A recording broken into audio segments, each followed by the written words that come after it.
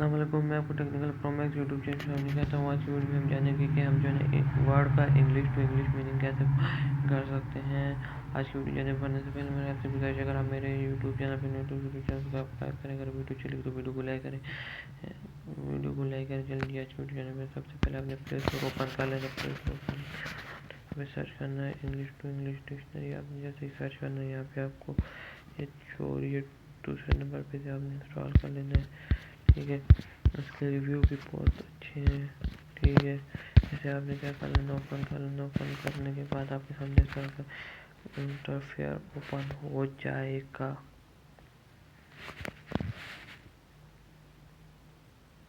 ठीक है, यहाँ पर अब हमसे कह रहे हैं आप सर्च करें। ठीक है, सर्च कर लेते हैं, फिर कार कर लेते हैं जिस तरह वो किया था।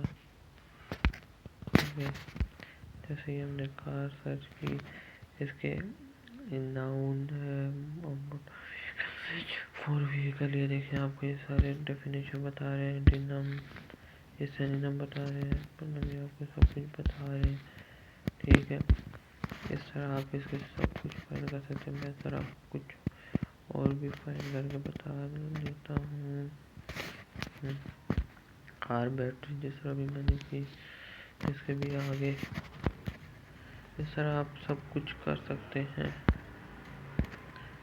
अगर आपको ये वीडियो अच्छी लगी तो वीडियो को लाइक करें, चैनल पे न्यू है तो चैनल को लाइक सब्सक्राइब करें। आप इस ऐप को डाउनलोड कर लीजिएगा।